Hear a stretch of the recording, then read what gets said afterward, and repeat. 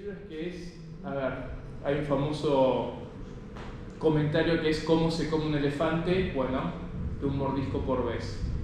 Y el autor lo que hace es analizar un tema muy complejo de una perspectiva por vez.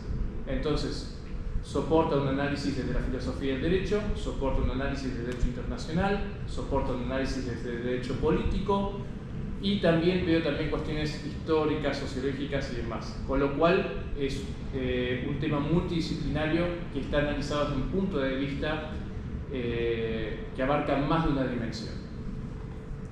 Por lo tanto, lo novedoso que tiene es que puede ser puente entre distintas áreas, que es algo muy difícil de encontrar. Tiene una posición de que habla de multidimensiones. Ya eso da la pauta que no estamos fijados en una típica dicotomía bueno, malo, blanco, negro, lindo, feo, sino que es todo un panel, un arcoíris, por así decir, que hay que tomar en consideración, porque el autor considera que hay una línea transversal entre la soberanía y el cosmopolitanismo, que solamente esa visión multidimensional nos permite ver. Así que bueno, sin más preámbulos, creo que el doctor Jorge Núñez, no sé qué más se puede decir. Abogado de la Universidad de La Plata, máster en Relaciones Internacionales de la Universidad de La Plata, doctor en Derecho de la Universidad de Manchester, docente en Inglaterra desde hace ¿cuánto? 10 años, una década. Toda mi carrera en el 97 empezó la docencia. Tengo más de 26 años dando clases. Así que, aparte, representante de Manchester en Juris Law. Y, por sobre todas las cosas, también un hombre que se dedica no solamente a lo académico, sino que tiene también su tiempo para la parte humanitaria y demás cuestiones. Con lo cual, eso le permite también tener una visión para ver ciertos problemas que capaz desde la academia se nos escapa. Así que bueno, sin más preámbulos, los dejo con... Gracias, Juan Pablo. Primero, las gracias. Empiezo generalmente por la universidad. Gracias por la Universidad de Buenos Aires por recibirme. Para alguien egresado de la Universidad de La Plata, que siempre hay un poquito de competencia, es un doble orgullo. Y segundo, porque vivo afuera hace muchos años. Gracias a Juan Pablo, porque hoy lo hablaba un poquito hace un rato, que la gente ve una hora y algo, 40 minutos, lo que dure la charla y las preguntas, pero esto lleva como 6 meses. Hace 6 meses que estamos aproximadamente tratativas. Una por la gira que vengo haciendo y otra por las logísticas, tanto en Manchester como en Buenos Aires como en las demás universidades. Así que el agradecimiento a Juan Pablo porque, repito, la gente ve muy poquito, pero muchos mails, muchos mensajes de WhatsApp, mucha paciencia, así que te agradezco. Y tercero, a la gente que vino porque, más allá de cuántos o cuántos no, el tema es el interés, así que agradezco eso, y en particular a mi hermano Emiliano, que siempre mi familia está ahí, y a mis sobrinos, que es la primera vez que vienen a la UBA, a Joaquín y a Benicio. Lo que voy a hacer, el plan ahora, mi forma de presentar, como nunca asumo quién está en la audiencia, trato de usar un lenguaje no muy técnico. El libro es bastante técnico. Esta es una colección de libros sobre soberanía. Mi investigación de soberanía tiene más de 20 años. Ahora estamos hablando de Israel, Palestina, como de Rusia, Ucrania, o justamente ahora en Twitter estaba el tema que nombraste, Venezuela, Guayana, no son disputas territoriales nuevas. El tema de Malvinas, Cachemira, y justamente esto tiene que ver con una investigación que empezó de muy chico como interés y después profesionalmente. Esta es la colección de 3 libros, el primero 2017, que tuve el gusto de presentarlo acá también, y estaba Eugenio Buliguen, el profesor, acá sentado al lado mío, que está con nosotros de otra forma hoy. El segundo del 2020 y el tercero justamente, que es el que voy a hacer más hincapié hoy, se publica ahora.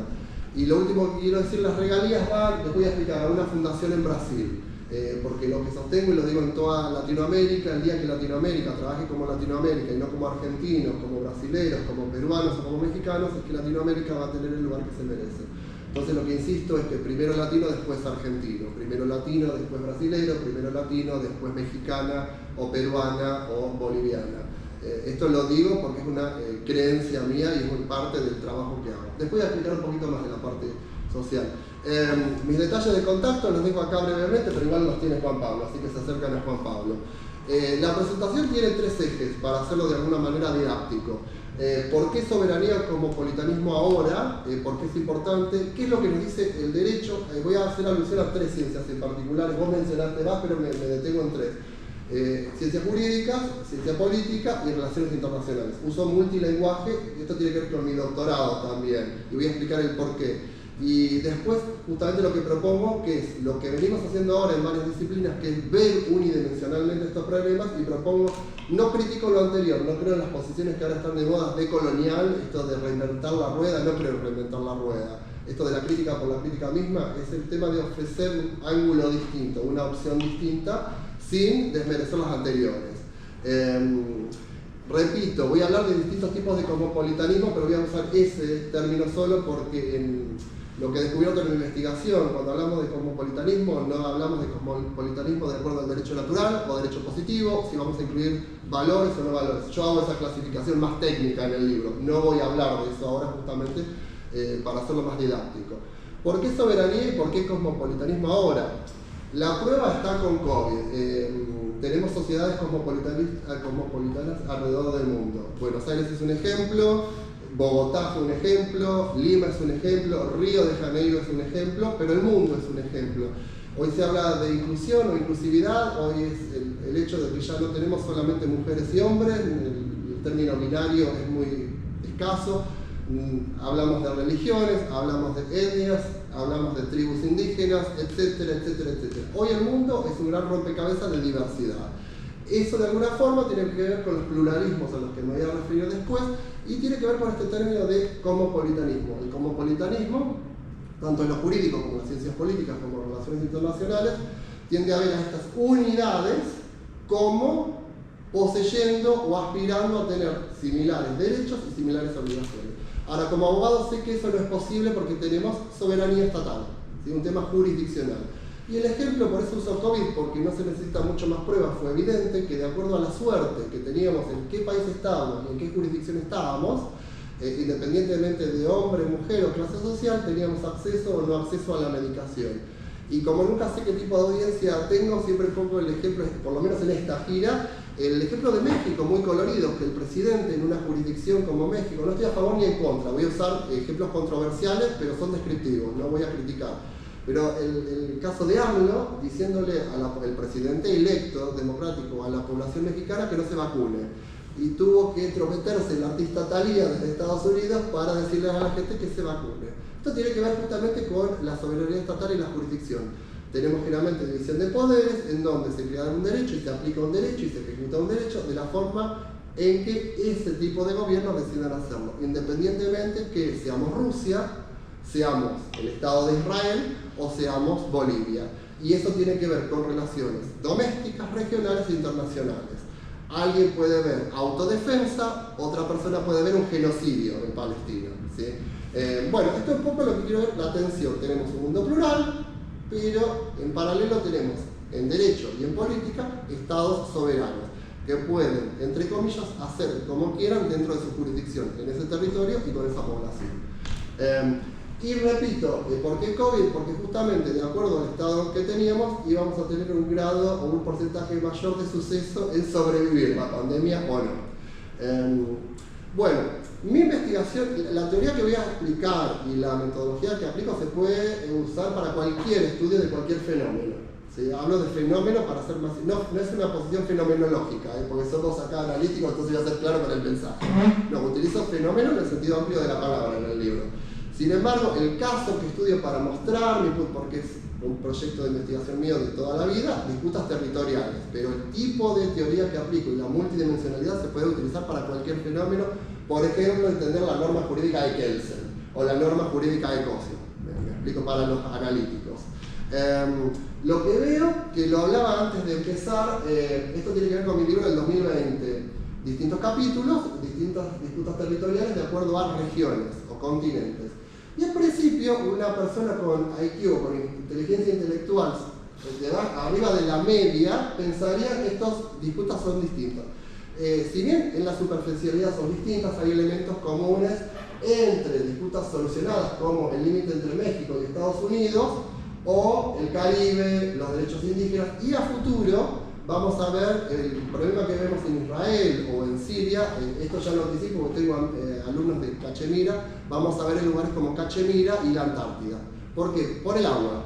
Esto yo no lo voy a ver, ya tengo 47 años, no lo creo que lo vea en mi vida, pero a menos que cambiemos el punto de vista, es un punto de no retorno, it's a point of no return en la evolución humana. Porque lo que vemos ahora es simplemente un aviso o un preaviso de lo que se viene más adelante, a menos que cambiemos la forma de pensar. Y el próximo paso es el agua.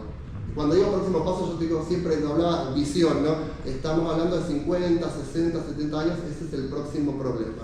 Y justamente lugares ricos en agua. Argentina es uno de los lugares ricos en agua subterránea también. Bueno, elementos similares he visto, no piensen que es en las Américas, porque de hecho el continente americano es el más pacífico en este tipo de situaciones, en temas de relaciones entre estados. Tenemos guerrillas, tenemos narcotraficantes, tenemos corrupción, otro tipo de situaciones domésticas o regionales, pero no a manera de disputas territoriales. Logramos solucionarlas de manera pacífica, en general. Obviamente hay disputas, pero no comparadas con Europa, Medio Oriente, Asia. ¿Por qué digo Europa? Una zona pacífica entre comillas. El caso de Chipre entre Turquía y Grecia, el caso de Irlanda del Norte, que hoy es un conflicto y sigue siendo un conflicto vigente social entre los católicos y los protestantes. El caso de Crimea, el caso de Gibraltar, etcétera, etcétera, etcétera. No, en ese sentido Europa se muestra de una forma, pero estando allí sociológicamente es un mosaico de conflictos. Cachemira en Asia, bueno, en África, en el Medio Oriente hago un análisis justamente de lo que vemos ahora. En el 2020 estaba hablando de Israel y Palestina. Lo vengo hablando de antes, pero bueno, esto es un punto de resalto, justamente uno de los tantos elementos comunes, el eje histórico. Estas disputas han sido diseñadas. No entiendo, y esto es una cosa que veo de chico, y yo pensé que la gente veía esto lo cuento anecdóticamente porque estamos en Argentina entre amigos acá, pero estas cosas las veía de chico cuando la mayoría de mis compañeros en la secundaria eran judíos. Nosotros tenemos una de las poblaciones más grandes de judíos en el mundo. Y esto ha sido diseñado, Palestina, el conflicto palestino-israelí, el conflicto de Cachemira, el conflicto de Nigeria y en Biafra, estos conflictos han sido diseñados. Esto no quiere decir que estoy apuntando y haciendo un tipo de crítica al Reino Unido, esto simplemente es un dato fáctico que debemos hacernos cargo justamente para solucionarlo. ¿Sí? No es la crítica por la crítica misma, acá no sé, de hecho vivo en el Reino Unido hace años, es un país que me apasiona, sin embargo hay que hacerse cargo de uno de los tantos elementos comunes, ¿sí? Que es la historia detrás y ese diseño detrás, que perpetúa, es un diseño sociológico-cultural, ¿sí? Que perpetúa en lo jurídico-político estas situaciones. Y lo que llamo colonialismo en mindset o colonialismo de la mente, que utiliza a propósito la caricatura de Obama, en que siempre, y lo digo en todas las charlas, nunca entendí cómo el presidente con más conflictos internacionales, comparado incluso con Donald Trump, obtuvo el Premio Nobel de la Paz. Esto tiene que ver también con un tema de trending, con un tema de modas, con un tema de marketing, no con un tema de merecimiento. Esto es Jorge Núñez hablando, y me hago cargo porque lo digo en todas las charlas. Es una pregunta que sinceramente la tengo desde que ganó el Premio Nobel. Y justamente países en África, hoy manteniendo países como Francia, 2023, desde sus fondos, cuando tienen grandes pobrezas. Bueno, esto es otro ángulo de la investigación, ¿sí? No me voy a detener a eso. Entonces, básicamente la moraleja es la historia. A través de una investigación basada en datos empíricos, tomo datos y creo una ficción. Esta ficción tiene que ver con dos estados soberanos y un tercer estado. Acá es el filósofo en mí, ¿sí? O sea, desde el derecho, política internacional y relaciones internacionales, voy a la filosofía del derecho y me armo de este tipo de ficción histórica. Entonces tengo dos estados soberanos y este tercer territorio. Una persona con IQ común, arriba de la media, un sociólogo, un politólogo, un experto en derecho internacional, vería o el territorio, o la religión, o la defensa en el caso de Kemal, o Sildavia o Bordulia. Kemal siendo Malvinas, siendo Crimea, siendo Gibraltar, siendo Cachemira. Y Sildavia o Bordulia siendo Rusia o Ucrania, Argentina, el Reino Unido, España y el Reino Unido, etc., la India y Pakistán, etc., o Palestina ahora e Israel. Entonces, una persona generalmente va a ver esto. Y ahora voy a explicar por qué no es esto solamente y por qué no los entendemos y no los solucionamos. ¿Qué es lo que nos dice el derecho, la ciencia política y las relaciones internacionales? Entonces, ¿qué es lo que sabemos hoy y cómo estudiamos? Y entonces, ¿cómo tratamos de solucionarlo? Esto es lo que dice el derecho, y acá sí voy a ser muy breve, hay mucha más información, pero es la parte que voy a justamente, que es el segundo pilar de mi presentación. Los abogados saben que tenemos, nos gusta a los abogados estipular conceptos. Uno de los conceptos estipulados en el derecho internacional es el del Estado. Es gente o población en un territorio con un gobierno. Eso está estipulado en la Convención de Derechos y Deberes de los Estados de Montevideo, del 33. Ahora, de acuerdo a un abogado tenemos población, territorio y gobierno. Esto de acuerdo a un abogado, y después tengo que ir al derecho doméstico para saber cómo es la población, cómo es el territorio, de acuerdo a la Constitución Nacional Argentina, la Constitución Nacional estadounidense, etc. Entonces, algunos aplicamos el ius sanguinis, el ius solis, el derecho de residencia. Ahora, eso es el abogado. El politólogo me va a decir otra cosa con respecto al mismo concepto. El politólogo entiende que hay un Estado en donde tenemos población, el mismo concepto, territorio y gobierno. Sin embargo, el politólogo va a hablar si un Estado es democrático o no democrático, la tensión entre el gobierno y el pueblo generalmente. Y cuando estudiamos estas ciencias, si soy un profesor de derecho, voy a estudiar estas teorías.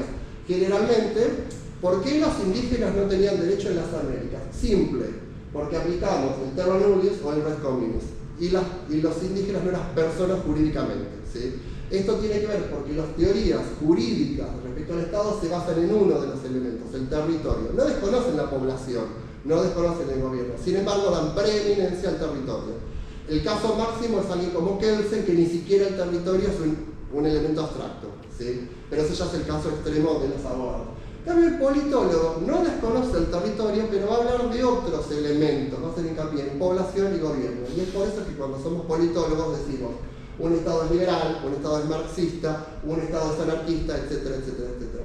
Esto no solamente tiene que ver con esto es un ejemplo de los tantos. Un ejemplo que siempre doy, el de autodeterminación, por ejemplo, las Malvinas y el referéndum. Para un politólogo, los malvinenses tienen autodeterminación, porque estamos hablando de derechos humanos, de la inclusión, etc.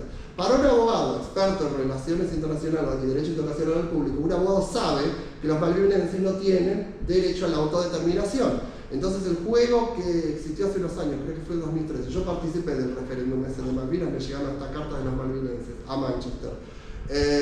Fue un juego político, pero el Reino Unido sabía que era un juego político, porque el Reino Unido sabe que legalmente los malvinenses no tienen... ¿Me explico? Pero esto tiene que ver justamente con saber este tema de que no es una visión unidimensional, sino que tiene que ver con dimensiones distintas.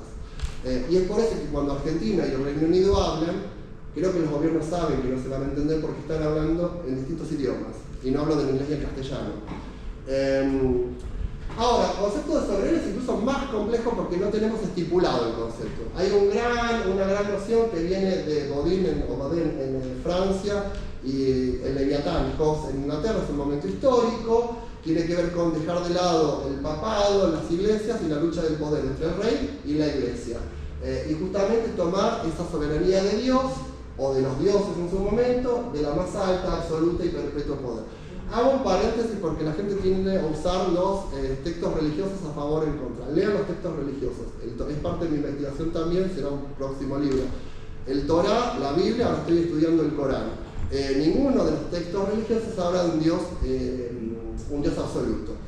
El Dios que es el mismo, sea Dios, God o Alá, que de hecho mi tercer libro está dedicado justamente a Dios, esto es una intención. ¿Por qué? Porque incluso Dios o Alá se autolimita. Él es muy claro, con Abraham, con Noah, con el arca de Noé, por ejemplo, un contrato visible para todos nosotros es el arco iris. El arco iris es un contrato entre Dios y la humanidad. No va a existir un segundo diluvio. Eso es muy claro en los tres textos religiosos.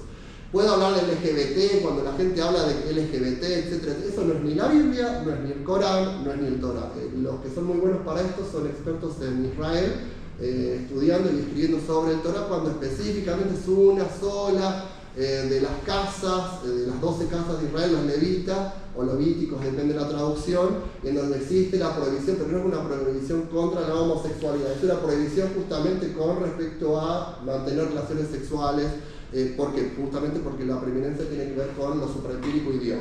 Pero bueno, no me detengo. Es justamente cuando la gente habla de lo absoluto de la soberanía. No saben qué quiere decir absoluto. Porque absoluto, y son varios puntos que podría tocar, esto es una presentación breve, pero absoluto, cuando hablamos de absoluto en soberanía, estamos hablando de grados. Para los que son abogados a nivel kelseniano, tenemos grados. Si soy el supremo creando y aplicando el derecho, entonces soy un soberano, o un estado soberano dentro de ese territorio, para esa población y ese gobierno. Cuando Putin, y esto no es en defensa de Putin, simplemente que tengo la suerte de estar trabajando con colegas rusos hace más de 10 años, de hecho tuvimos los dos únicos congresos ruso-británicos organizados por Juris North en Manchester y en San Petersburgo. El último fue en el 2010, cuando empezó la pandemia, 2020, que la tuvimos que hacer en línea. Tienen otra forma de pensar, y justamente Putin, si la gente no sabe, es abogado y se recibió en San Petersburgo. Sé cómo piensa Putin, ¿por qué? Porque estudio justamente con colegas rusos. Putin piensa en forma vertical la soberanía, por eso cuando en las noticias él habla de Estado soberano o colonia, no está siendo peyorativo, es simplemente para los kelsenianos. Es piramidal como piensa, o en escala. ¿En qué sentido? En que si tengo un ente que pueda crear derechos por sobre mí, ya no soy soberano, ¿sí? Me tengo que ajustar a la normativa de otro ente. En ese sentido está pensando. Esto es más complejo y tiene que ver con autores propiamente rusos, pero para nosotros que estamos de este lado es Kelsen, básicamente. Es una visión vertical, ¿sí? No tiene nada que ver con una cuestión política, está pensando como un positivista. ¿Sí? Repito, no estoy defendiendo a Putin, no estoy hablando de la verdad, es simplemente entender cómo piensa y qué hay detrás de ese discurso. Porque después vemos en Twitter, en las noticias, esa tergiversación y tiene que ver con el mal mensaje o la mala información. Entonces, esta parte, lo que siempre digo es que soberanía puede traer conflicto, pero puede traer cooperación. Esto es una decisión axiológica, no es ni normativa ni fáctica, porque tanto normativamente como fácticamente la soberanía incluye limitaciones que permiten ambos, permiten dominar al otro o permiten comparar. Pero esto, repito, no es ontológico, es axiológico. Ahora, ¿qué dice el derecho en particular? Tenemos una serie de artículos a nivel global y a nivel regional con respecto a disputas territoriales y varios casos. Acá sí voy a ser muy breve. En las Naciones Unidas y la Carta tenemos desde el preámbulo hasta varios artículos, infinidad de, exagerando obviamente, de resoluciones de la Asamblea General hablando de disputas territoriales y estas relaciones pacíficas y permanentes. Y solamente dos excepciones, la autodefensa y el Consejo de Seguridad. Que de hecho, si tomo como abogado el caso de Israel y Palestina, Israel es el Estado soberano, Palestina no es el Estado soberano, pensando como esto es claro, los mismos estados que hoy supuestamente están detrás de Palestina están votando en contra de reconocer a Palestina como Estado en Naciones Unidas. Esto hay que ser claro también, porque hay un doble discurso entre lo político y lo jurídico. Como abogado no lo están reconociendo, ¿sí? Porque es uno de los elementos para ser Estado, tienen el territorio, la población y el gobierno, pero no tienen reconocimiento. Ahora, entonces Israel atacado puede ejercer el derecho a autodefensa. Sin embargo, existe por supuesto como abogado también la proporcionalidad. Eso siempre es a posteriori. ¿Es un genocidio? ¿No es un genocidio? ¿Ha sido exacerbada la autodefensa? Es una discusión que siempre tenemos después los abogados.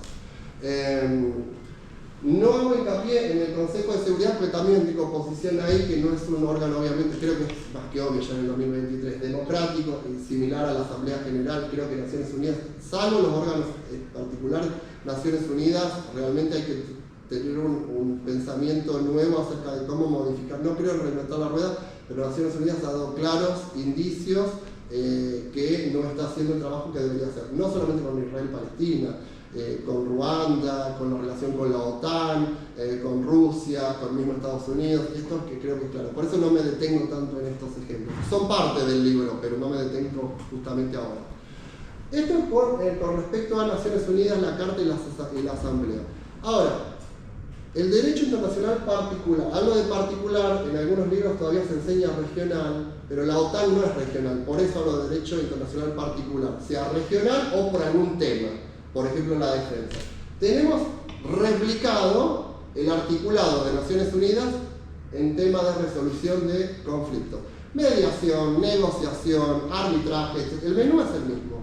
Y esto ya es mi clasificación del 2017, ese menú de procedimientos trae un menú de remedios. Yo los clasifico en unilaterales, bilaterales, multilaterales. Por ejemplo, el caso típico, a través de la autodeterminación, ganar la independencia o integrarnos a otro país, el caso de condominio o la fórmula de Hong Kong, el leasing con garantías, el abandono, o la fórmula antártica, el tema de congelar justamente la discusión, o llevar el caso tenemos un menú de órganos, a nivel global o a nivel particular en derecho internacional, un menú de procedimientos, de nuevo, global o particular, un menú de remedios, multilateral. Ahora, no podemos solucionar Cachemira, no podemos solucionar Malvinas, no podemos solucionar ahora Guyana y Venezuela, el caso de Nicaragua y Colombia, las Islas San Andrés, la población raizal, etc. Bueno, innumerables casos. ¿Por qué? Yo creo que tiene que ver con la visión que tenemos, no como profesionales, voy más allá, como seres humanos. Y acá tomo la historia del elefante, pero de otra